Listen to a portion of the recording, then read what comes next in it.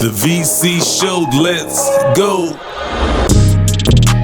Welcome to the VC Show presented by Caesars Sportsbook on Omaha Audio. I'm VC, and you know who that is right there, Roz Gold-Onwude. Hey, what's up, Roz? What's going on? How was Vegas? Let's start there. How was Summer League? I know you were out there doing your thing.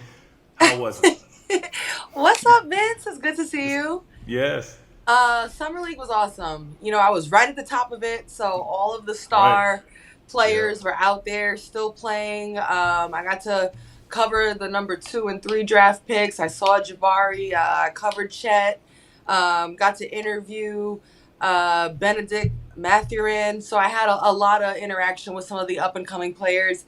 And for me as a reporter, it's really nice because they remember this moment too. Like, they're at the beginning of their careers. Everybody's a little antsy, a little excited, very eager, very sweet.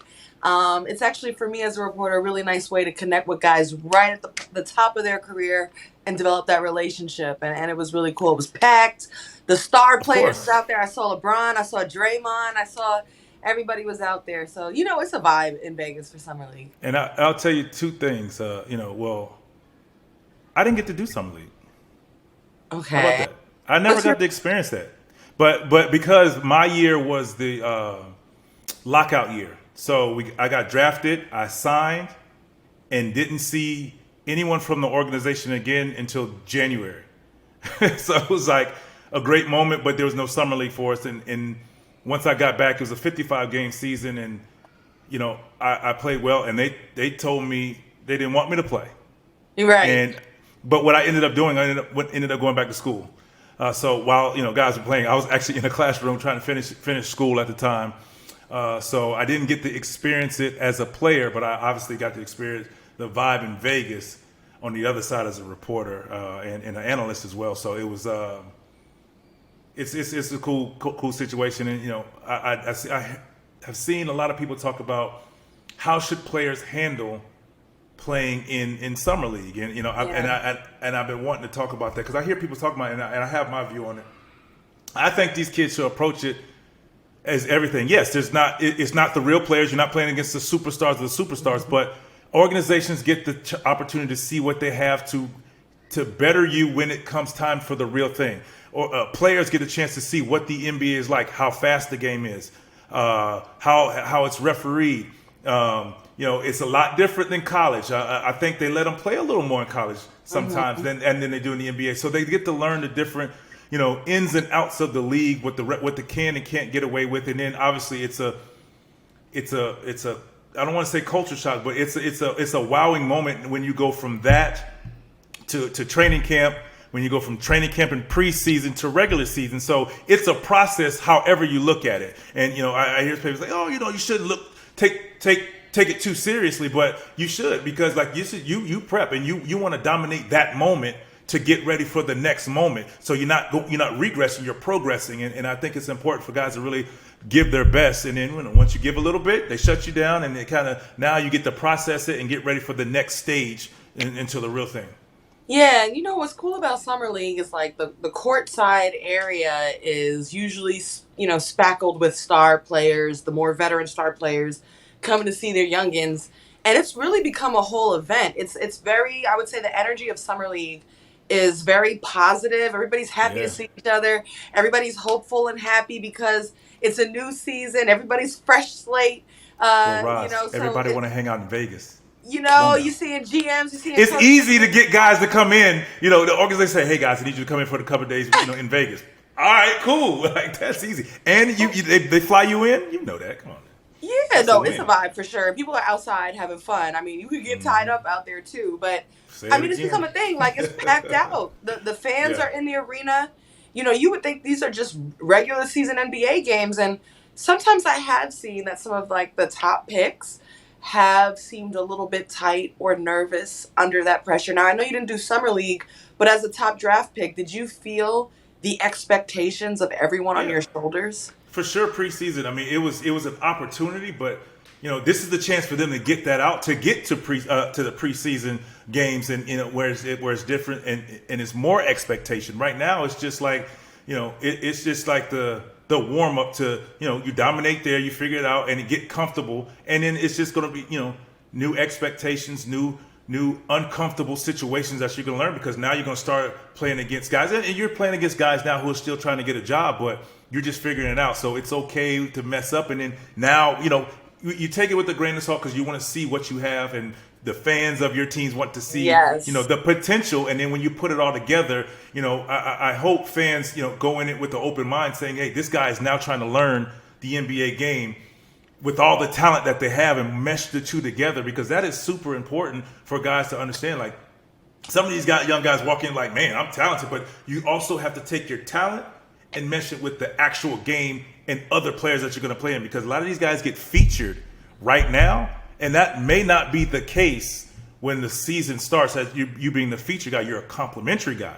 That role is as important, and they need to understand that as well. Absolutely. I was covering a Rockets game, and the number 3 draft pick, Jabari Smith Jr. was playing. And during the games, we interview some of the stars that are on the sidelines. So we talked with Jalen Green, who was there, and I interviewed him, and I was like, what is it like to handle the attention that comes with all eyes on these top draft picks? And Jalen was like, you know what? Like, when I started, it took me a while to find my confidence, because at first I was nervous. But he's like, one thing he found from summer league to the regular season as a rookie himself last year was the lights get brighter. The lights get brighter. Mm-hmm. And I was like, ooh, like, this is just the beginning. Like, it's only going to get more intense. And so just coming into your own as a man and who you are on the court goes a long way. So it's exciting. But, speaking of who was on the sidelines, who was in the arena? I wasn't. Who? Kyrie Irving. Oh, that's right. It was cool. I saw Kyrie. I was like, what up, Kyrie? Actually, Kyrie's been all over the place. He was at an LA Sparks game, courtside, representing, holding it down for the ladies. He then went to Vegas and I forget which game he was sitting at, but he was courtside, and it was obviously everybody is wondering what's going to happen with the Nets. So he was courtside there. So I was just thinking, like, what are your thoughts? I like it, man. What? I like it. I mean, it's just, it's and I heard people say, like, for Russ, that he shouldn't be there. Same thing for Kyrie. I mean, Russ was at a Lakers game supporting, and that just tells me about, and I know we talk about Kyrie, but like for Russ, it's bigger than basketball. As of right now, he's still a Laker, and he's supporting those guys in that team. And just think, you're a new guy, a new rookie, or trying to make a team, and you look and you see Bron, you see Russ, whether they're sitting together or not, they're there to support that team. And the same thing with Kyrie. I mean, for him, not hiding, he just, he's living his life. Right. It's bigger than basketball to him, which he said. So I like that he's still, in the building. And was he at a Nets game? Was he at a Laker game? Because I know if he was at one of those games, and that's what I'm saying. I know it would blow the roof off. I forget which one, but I know it was one of the games that I was covering. And that just says he just likes basketball. That's it. And that's what's up. That's like, why do nobody has to go in hiding because of this? And I think Summer League is a vibe. There's visibility opportunities there. Yeah. There's marketing opportunities, business opportunities. There's all sorts of player meetings happening, NBPA player meetings happening. There's all sorts of events and brands activating there. Why would any player feel that they shouldn't be able to come, pull up, and sit courtside to whatever game, whether they're being discussed in a trade or not? I think that would be like punishing that player, and they're the one that's the pro. And Roz, like you said, he was at a Sparks game, so that just clearly shows he loves basketball and he supports players in the game of basketball. You've heard him say it's like a brotherhood. This is a small brotherhood, believe it or not, when you talk about the amount of players in the game. And he loves to watch basketball, whether he takes his hiatuses or not. It tells me that he just has an appreciation for basketball and just see what's out there. I mean, you like to see the competition out there, the young guys that you see, you get to see them live, and that's what it is. Right, but it did make the place murmur. I swear, Kyrie Of walked in the course, building, of and the whole course. place was buzzing. All the producers, I was working a game. They were like, "Go ask Kyrie for an interview." And in my head, I'm like, "Yeah, Kyrie's gonna give me the answers to why he, to To what what? he's To doing all of next why right are you now." here? Like, yeah, what's going on? You're here Yeah, because of during a what now? summer league 3-minute interview between timeouts, that's really where Kyrie's gonna choose to deliver the news. I was like, man, but you look, that's the way of Hey, television. that's Kyrie. You never know. You never know. You never know. But I guess it brings us to the conversation of the Nets and what's going on with KD, reported to ask for a trade. It's been kind of quiet since then. What do you think is the best place for KD to play ball next season? It, it's such a tough answer, but when we're talking about Kevin Durant, anywhere he goes is going to make that a hot destination, the best place. Because I mean, obviously, you want him to be in situations where he has, a team that supports it, that can support him and go deep into the playoffs. When you have Kevin Durant on your team is expected, and you feel like they should be playing deep into the playoffs. So, he is Kevin Durant, and if he stays in Brooklyn, I think that will put some pressure on the team to get some guys in there. I mean, whether you keep Kyrie or you move him with somebody else, you got to bring in another piece. I mean, KD, Ben Simmons, and whoever that other person can be, hopefully can uplift, and you put the right pieces around him in Brooklyn. I'm talking about, you never know. If he goes somewhere else, I mean, KD is a guy that you can plug and play anywhere. I mean, he proved that in Golden State. He went from, I'm going to play my way, to buying in, and look what he did with that team, and look what he became as a team guy and an offensive weapon. So I just think anywhere KD goes, it's gonna propel your team or give your team an opportunity, as long as you put the right pieces around him. With a guy like that who is gifted one-on-one, put shooters around him. My opinion. Yeah. Do you think it would be a better situation? I know apparently on his list of faves, the Phoenix Suns were there, the Miami Heat were there. Could his best opportunity also be to just stay with the Nets and play with Kyrie? That's what I'm saying.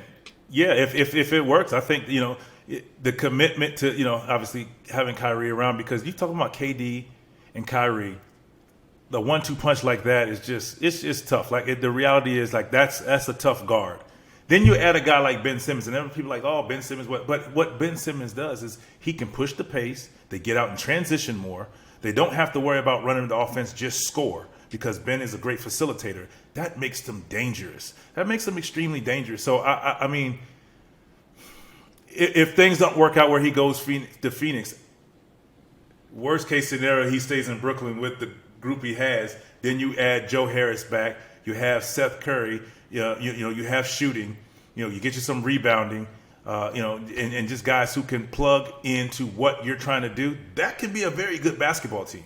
And I think as free agency goes on, as they figure out what they're going to do, it'll be easy to get free agents that you need for your team, because guys are going to want to play with that. So if KD ends up staying in Brooklyn and you're one of his teammates, should they feel any way about this period here where he may have asked for a trade, or is it just water under the bridge, let's go play some ball? I mean, as what can you do as a guy coming in as a free agent? What can you really say? I mean, KD, are you gonna be here next year? Did you really mean it? I mean, even if he meant it and it didn't work out, this is the situation we're dealt with in the current moment. As a free agent, I think when you're coming in, a guy who wants to win and you see the potential there, that would probably be the question to KD you have prior to signing. He's like, hey, bro, if you're all in, which and that's it, we're talking about KD here, who loves the hoop. So that's just a general question. Bro, you all in? I'm there to help this team grow and give us an opportunity. Yeah. And if we can get the group together to be all in, it can win. So, I mean, that's just the question. I mean, I guess that question is more directed towards Kyrie because of what we've seen transpire, more so than KD, because we know KD wants to play and he's going to play when he can play. It's more so, hey man, I know you wanted to trade. This is, you don't want to be that free agent. You get there and then come around December All-Star break, he's trying to get out of there. So right. You really want to know. It's a tough situation. Yeah. But I think anytime you get a chance to play with KD, you would think about it as a free agent. You know, Absolutely. Anytime you're on a team with KD, you're having an opportunity to contend. But perhaps, do you think it's maybe a new look at leadership for the Nets? Like, you know, who's leading this group? I think if you keep this group, you get you a veteran. You know, I'm always vouched for veterans, but you get you a guy who can handle that position because, like I said before, I've played with superstars that weren't vocal leaders. They led by example. You know, their availability, their awareness, their everything. And when they had something to say, they said what they had to say. But if sometimes we try to make guys or players to be what they aren't or don't feel comfortable being maybe at that time or at all. And, you know, I think KD has that. You know, he's a leader. You see him going, he's in guys' ear, you know, when he chooses to. But, you know, to get somebody to support that and help out with that so he doesn't have to feel the onus to be the vocal leader of the team, because if there isn't one, you know, things go bad. I look at Miami Heat, you know when they have veterans like that who look at Haslam. He doesn't play, but when he speaks, everybody listens. Yeah. You know, the thing is with the East is that teams are getting better. You know, the competition throughout the NBA, everybody's, you know, getting better year after year. So, you know, you've got the Heat that was just the 1 seed. You've got the Bucks coming back hungry that I think, you know, could also have contended for the championship. Went through the Celtics. Celtics just got better. Adding in Brogdon and Gallinari. I think they've become even more of a contender, and they just went to the finals. Do you think in this improving East that a run-it-back Nets with KD and Kyrie come out of the East, or are they closer to coming out of the East, or closer to, you know, getting run out of the first round again? It depends on seeding. It depends on Ben Simmons, too. Yeah, yes, and that's what I'm saying. It's with their seeding and everything that falls under that umbrella, like Ben Simmons, obviously, and KD and where they are. Because if KD, let's say KD and Kyrie and the team as constructed, and now Kyrie is available for 85% of the season, they're probably going to win some games. That puts them in a better seed. So, you know, instead of putting them in a lower seed playing against a very hot team, you know, it just. They limped into the playoffs, point blank, and they tried to get it going and try to, you know, create the magic that we felt they had, and it's just tough. Like I don't think teams feared them, even though they were together, because they were still trying to find their rhythm. Yeah, you know what I'm saying. So as opposed to if they're playing all year, you know they've been kicking your butt all year. Now you're like, man, we got to deal with these boys again. I think the fear narrative was something that the media created and wasn't something that necessarily was being felt by players. Like, I remember towards playoffs, people were, media networks, producers that I had were trying to have us put together the question, are the Nets the most dangerous 8 seed ever? Should teams be trying to dodge the Nets? And I actually was covering some of the top 4 teams in the East, and I remember interviewing players, and I won't put it all out there, but I was asking, you know, how fearful should you be of the Nets? And I got responses like, "Hey, I think all of the top teams in the East, I think we're you know, fearful as well. Like I think we're a great team as well." And it turned out to be just that. But sometimes these moments of drama bring a group together and bond them in a way. Like, let's say the Nets do end up staying together. This might end up being something where they could hold on and be it's us versus the world. And in pro ball, I feel like every team is looking for an edge and a chip. So I'm going to say something to that. So and if that happens, they need to start in the summer with that mentality. They need to get together as a team, work out together, play ball together, kind of like what the Charlotte Hornets did. You know, all of their guys were in. They had every player in there playing pickup, trying to build that bond immediately, so you don't have to create that in preseason or in training camp. It was already there, and I think that's something that needs to happen with the Brooklyn Nets if they keep their team together. Yeah. Well, regardless, but I feel like that's something that needs to happen. And now I think leadership That's where the leadership of KD needs to take place. I mean, maybe it doesn't happen vocally, but when he creates, if whatever their team, hey, all y'all make sure y'all hear, I'm footing the bill, I'm whatever, I'm written out gems, we all getting together, we're working out. That's where his leadership needs to take over more so than people wanting him to be vocal and being in social media and telling us how he told such. No, you get your team together, rally your team, because when they talk, they will listen. Guys will follow. I think KD's leadership also may come a little bit earlier. I mean, he has every right to explore, to say if he wants to get traded, to see if there's other options for him to play. But at some point, if he's serious about putting together some kind of effort that can contend, he may have to take on the responsibility of, all right, at what point do I let this go?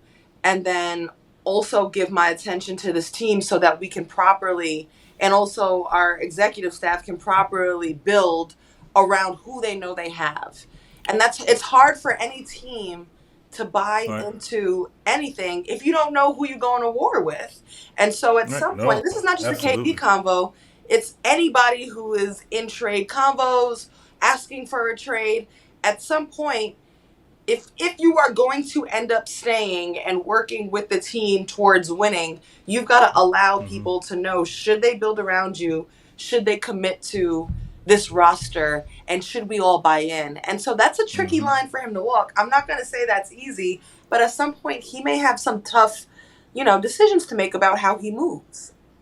I agree with that. And it's just, and it has to come with the communication of the organization and KD for sure, and come to a conclusion at some point, because as you let this linger on, you start losing free agents, or maybe there's not the trade that they want, because I feel like as much as people say KD has the power, and I feel like the organization also has the power, because they can choose not to accept any trade. Does he have the power? Isn't he 40? And that's what I'm saying. Like I'm just saying what people are saying, but they have the right. I mean, obviously they say, hey, he can deny the trade, but well, if he denies the trade, well, then nothing happens, and you probably end up being in Brooklyn. Yeah. And if he ends up in Brooklyn, you want to have the team, the best possible team you can put together to win or to get out of the first round more than anything. I think the first step for the Brooklyn Nets this year is making the playoffs and getting past the first round, particularly if you keep Kyrie and KD together. So I mean, and it's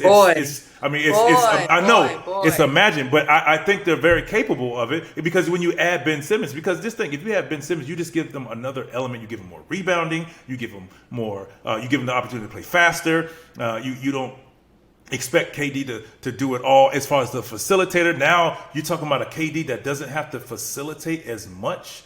And just score, man, please. I tell you what, boy, does life come at you fast. You're over here talking about the first goal for a Kevin Durant, Kyrie Irving team is to get out of the first round. Weren't we just talking about championship or bust when they brought all them dudes in there? So, man, things move fast in the NBA. But yes, it does. It really does. I'll turn this into something else around the KD conversation. At first, the Jazz, they were kind of shutting down any inquiries or talk about moving Donovan Mitchell. And now there are rival teams saying that the Jazz are showing willingness to listen on possible trade scenarios. So, and that's according to, reports from ESPN. How valuable would Donovan Mitchell, all-star guard, be in a trade package for Kevin Durant? I think that I said this a while ago. I thought once the Gobert trade happened, I thought he is a key piece to make that deal happen. I mean, we always heard about Mitchell potentially going to the New York Knicks. Well, now he can get close and go to the Nets to make that trade move, to do a 3-team trade possibly. Maybe the swap, and then maybe you see Ayton go to the Jazz, giving them the big man that they lost, and then maybe you get some pieces that are that fall into this trade to help build the Jazz roster as well as the Nets roster, because KD goes to Phoenix. They don't need much. They don't need much over there. Is Donovan, but they will need rebounding. Is Donovan Mitchell that guy to you? Like, is he that guy to you? I think he is that guy. That guy he can hoop, man. Let me tell you something. He could play, and he wants to get better. One of the things I admired about Donovan as a young boy when I met him, man, he was just like, he asked questions. Like hey, what you think? Tell me. Listen. I mean, and when you're talking, he is looking you in the eyes and listening. I had a great conversation with him. It was Donovan. Dominique and I, the three of us, we're sitting there talking about not just dunks, and it was a great picture that was showed, and I have it in my phone somewhere, but just talking, to him and just listening, how he listens and he wants to get better. He wants to, like, that guy wants to be great. Mm-hmm. He wants to be great, and and I admire him. He puts the work in, and you can just see he goes about his business the right way. And he's had some unfortunate situations where they just haven't gotten it done after having a very good regular season. So I think the Donovan Mitchell that we know that works his butt off to want to be a great player, and if he gets moved to get a fresh start, it's going to be scary. He's going to be scary. At this point of Donovan Mitchell's career, what advice would you give him to take it to the next level? Keep grinding, because I think he has it. Because it's not, you don't have to beg or question if he wants to get better. He wants to get better. That's understood. And you just continue to grow. I mean, I watched his growth. I mean, I always believe when you have young superstars, you put veterans around them that can help them get to another level and help them grow. I thought Mike Conley really helped him grow as a player, as a leader. You started seeing Donovan Moore putting his arm around other guys and encouraging them and being in their corner. Hey, keep shooting.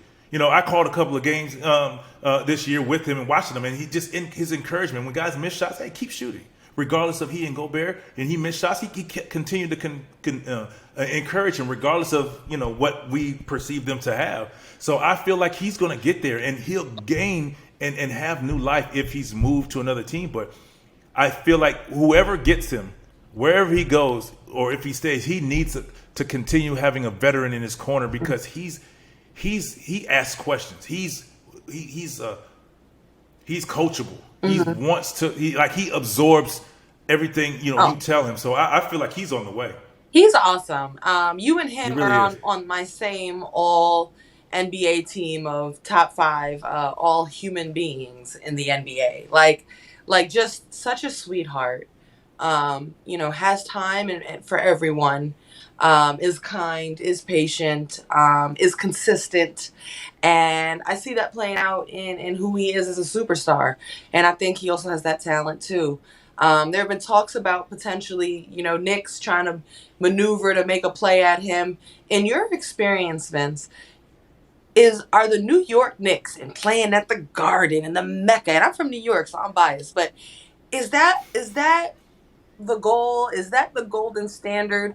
Or is it something you would have maybe looked away from as a player? Because playing for the Knicks, the New York media is on you. It's hard to be in the spotlight of the Knicks. And if you don't know about the spotlight, then you're in awe when you walk in there and you're like, golly, man, it was just a bad game. It happens, but I learned. Like I said, I played in Jersey for 5 years, and I mean, I know it's just it's not obviously New York. I mean, the Knicks, but I get it. I've seen it. You see, all of the things that are said, but you have to be a special kind of player to handle that. And you can brush off whatever is said to you, and you're confident in your game. And I think Donovan is that kind of guy. So I look at it differently now. I think back in my time as a young guy playing for the Knicks, it was more so just the history and like the mecca of basketball. You could wear a Knicks uniform like that. It doesn't get any better than that. I think now, maybe guys have appreciation for New York Knicks basketball, and it's the mecca and everything and the history behind it. But I think more now it's just opportunity to win. More so than, if you're going to go to the Knicks, do we have opportunity to win? Are the pieces that we have a chance or, whatever. So, and then if you're winning with that in New York, bro, you're going to run New York for real, as you know. You win in New York, you run the world. You win in New York, you run the world. That's how I feel. Yeah, I mean, you're right. Biased, I mean, it's just I remember playing against them like as a young boy, and them bouncing me out my first time in the playoffs, and just Like it was like the fans is like talking junk to us. Like, yeah, y'all won, y'all swept us. All right, cool.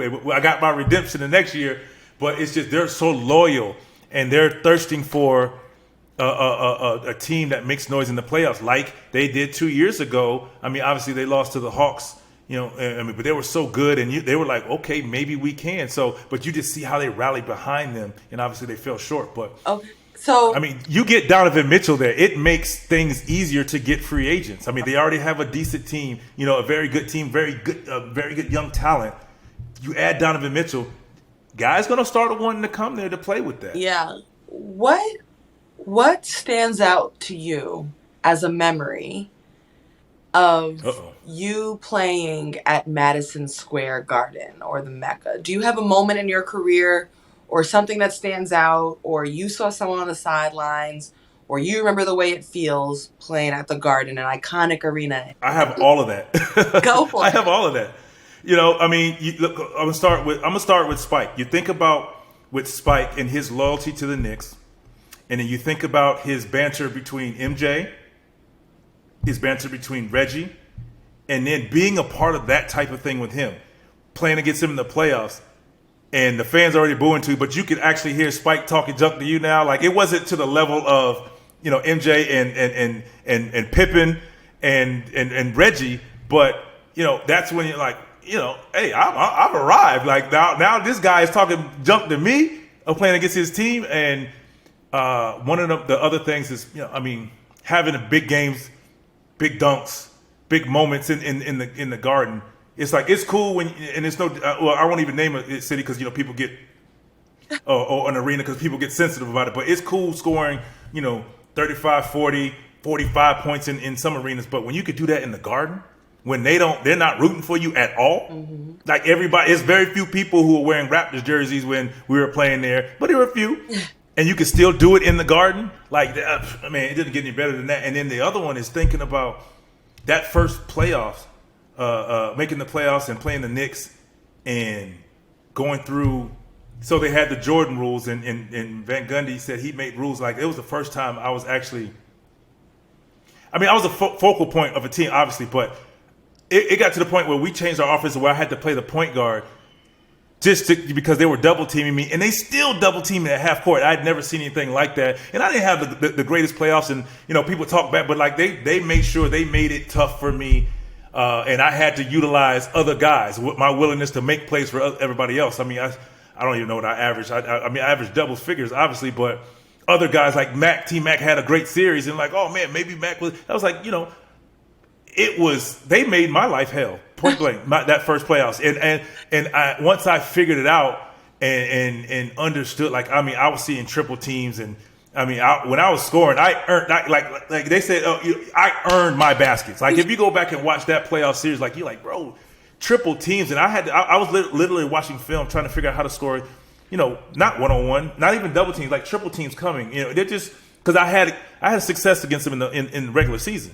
So it's like, no, not in the playoffs. And you said the lights get brighter. That's something you said at the top of the show. The lights get brighter, and the stage gets bigger. And the lights got brighter, the stage got bigger, and it was a lot tougher. They were just more physical. It was slower. Back in that day, the game was half court in the East anyway, and it was just like, man, I worked hard to get a bucket, and I'll never forget that. And it motivated me to get the season started again. And once I saw we played them again, it was like, yes, sir. Yeah. And we were able to close out the series in New York. Which was an unbelievable feeling. So add all of those things I talked about, getting swept, do I have it? Could I lead a team? Couldn't wait for the next season to play the Knicks again and then close the series out in New York on their floor was like insane. Insane. Okay, Vince. So I got to hear from you on this topic. Chris Broussard, he was being criticized for saying that Toronto wouldn't be a likely destination for Kevin Durant because, and I want to make sure to quote him right, he said, great city, but it's not America. and you feel it when you're there. I'm telling you, especially as an African American, it's a different situation than African Americans are used to being in. And he gave that perspective. And I'm just curious, there's no one better to speak to than you as someone who helped build the foundation for the Raptors franchise. And I see your body language. What's your reaction to that? And what was your experience living in Toronto like? I've had my ups and downs with Toronto for whatever reason, being traded and all that. But one thing Toronto is not is an awkward city for an African American. Let me tell you, it's disappointing because I know I've seen Chris Broussard there before, and it's okay to visit, but live there. Well, I re-up there. There's other players who re-up there. There's players who are dying to get to Toronto, saying Toronto was one of the best kept secret, which was I'm well documented saying that 20 years ago, and it's just disappointing to hear that. I'm just like, where do you get that information from? What players have you quoted? Is that your personal opinion? Now, it's not America. Well, there's a lot of players who said when they go there, it feels just like that. It feels like a cleaner city in America. It feels like it gets windy like being in Chicago. It gives you a New York feel. I don't know. I mean, as an African American, real quick, like there's African. You go to other cities, like there's people who come from the hoods of different cities and go to suburbs and living there. Well, that's different, but you adjust. Like I don't know, Brad. It was disappointing to hear because I mean I like Chris. I know him very well, and to hear that, I'm like, bro, like, what are we doing here? What are we saying? Where are you getting this from? Like I just look here. All of my friends who have ever come to Toronto to visit. Going to Carabana. I used to do a charity game during Carabana. I used to have guys begging me, Roz, like I got my number. I don't know how they got my number. Hey, make sure I can get on your I want to get on your list of guys to play in the game because they love the city, they love the people, they love what they have to offer. And as they learn the game and grow, like look at the city now, like look at how they support their team. Yeah. I personally still haven't been to Carabana. I'm trying to get out there. And actually, when I talk to NBA players, and I love to play this game, I'm like, give me your top 5 NBA cities. Toronto is solidly always mentioned. That's so crazy. That's what I'm saying. So, and Roz, I'm sorry to cut you off, but that's my thing. It's like, okay, you make the report, and maybe that's off of how he feels. But on something like that, if you're going to throw that out, maybe you should go ask some of the players, former and current, what they think about to get a poll, and then before you throw that out there, see if that makes sense, because it doesn't make sense, man. I'll give you devil's advocate too. It is, and I know this from having been on the team side, being a reporter with a team locally and traveling on the team plane and things like that. It's got to be there is a little bit of logistical difference in that every time you fly in and out of the country, you got to deal, at least when we were doing it, you had to go through customs and do the passport thing. And it's you're rolling your eyes. Just like when you go on vacation. Right. Out of the country. I don't go on vacation 80-something times. I don't go 82 times a year outside the country. It's not 80 because you're playing half at home, but 40 times out the year, Okay, but So yeah, but it's just like... It's a small thing, but... Okay, right. But it's just like anything. Like, the dress code was changed. Everybody complained about it till you got used to it.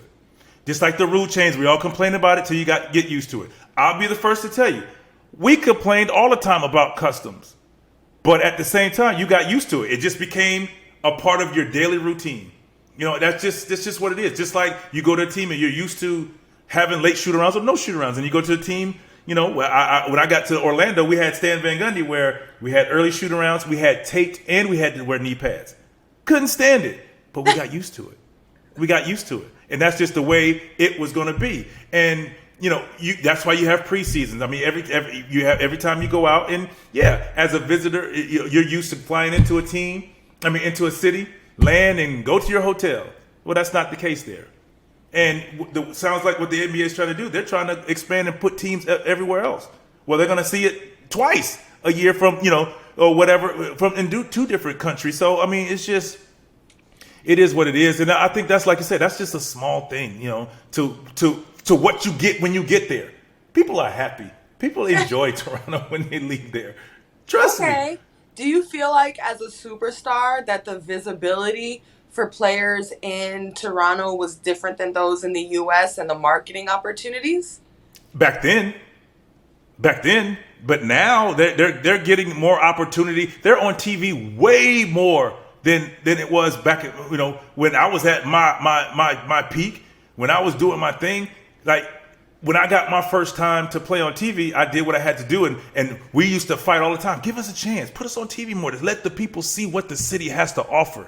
And and now you look at it, I mean, you see the Raptors on TV often. Even now, they don't have the superstar like the Kawhi that they had, and they still get TV again because they play hard and they're winning and they get into the playoffs, and that's what people want to see. So I just, that was an issue back in the day, like trying to get guys there. That it was one, people didn't know about the city, and two, visibility, and that was our thing. But we took advantage. And I say we, Tracy and I, took advantage of the opportunities we finally got on the dunk contest. When we finally got on that national stage, we made a splash. Because hey, if you're doing your thing, they're gonna find you. Right. That's just like a college kid playing in small school, whether it's football, basketball. You're doing your thing, they're gonna find you. If your team winning, they're gonna find you. They're gonna want to see you. They're gonna want to put you on because you're gonna bring money to their program or organization or network. So. I mean, yes, I've been through it. So I've been on both sides of it, where trying to gain, trying to get seen and want to be on the stage of all of the superstars, like playing in a New York, and I got the opportunity to see the difference as I got to Jersey. Once I was traded there, it's like it was different. But now it's not like that now. They get that opportunity, and guess what? Every time they show a Raptors game, what are you going to see? Jurassic Park, because they have things. They have things that attract you to. It's like it's a live place that people are starting to understand what Toronto has to offer. Yeah. And I think, too, that has to do with the advancement of technology, of social media, of content creation. There's so many ways to storytell around individual athletes, around teams. And then, of course, success. Big shout out to what Masai Ujiri has been able to do there more recently in the tenure of the Raptors, and winning that chip with Kawhi Leonard. I remember putting guys in the All-Star game. Right. Guys because you pay attention. But I remember covering the Kawhi championship run, and when they won, it wasn't just like a city or even like a state celebrating. You felt the vindication for an entire country, and it was that's so monumental and huge, and it was like a huge sigh of relief. And I was like, wow. And that's something that, and I hope we can get Kyle on here, because that's something that you can't. Every player doesn't get the opportunity to experience that. Like you Golden State, so San Francisco, Oakland, they get to bask in the glory of it, and fans around the world, cool. But when you win, when they win the championship in Toronto, this is all of Canada. Like, regardless of what are you talking about, it's like they have one team and they support that. Like every Canadian is now like, my team, we won because they represented their country, and it's just next level. So for as the flip side is, for as much as we didn't get the notoriety in the States in the beginning, I'm speaking back then, obviously all through Canada, China, in other countries, you start getting it, and that's major for your marketing. Because I tell you what, I did well in the summer when I was going to China.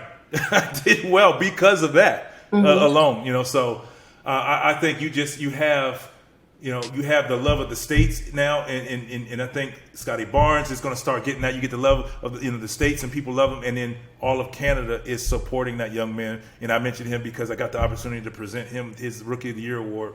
So I think this is just it's just so far fetched, and it kind of bothered me because I spent 6 years there, and seeing it grow to what it is now. And when you go there now, you don't feel like, oh, I'm just in some foreign country and I don't know how to function.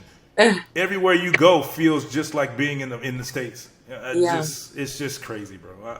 Yeah, as we wrap this up, I just want to make sure to give a big shout out to you because you were a huge part of the foundation of culture, of tradition, of success for the Toronto Raptors. So I just want to give you your love too. Appreciate it. And I mean, we got to show love to for Cal, obviously, who spent more time, and DeMar, and Chris Bosh, obviously Mac, and the originators. I always like to give to my guy who I talked to, Mighty Mouse, David Stoudemire, those guys, and Marcus Camby, the originators. And I say as far as draft picks, and then you move forward to what guys are doing now. So I am proud to be a part of that foundation, and it was a proud moment, to be honest, to actually be in the building, to see when they won, and to see a playoff game looking like it did in Toronto. I remember Tracy and I, we were sitting there, and Mac turned to me. He said, "Man, these guys are like one game away from winning the championship." Like, how crazy is that? Thinking back where we started and what we were trying to accomplish, and then see what Kyle and Kawhi were able to do, what DeMar, what Bosh, and all these guys in between, and all of the guys that probably don't get mentioned. The Alvin Williams, the glue, the pieces to what the culture has become. Obviously, Masai and the ownership, they're willing to bring Masai in and allow him to do what he's done. Now, I mean, and the coaching staff, Nick Nurse, he deserves unbelievable credit, because what did we say once Kawhi left?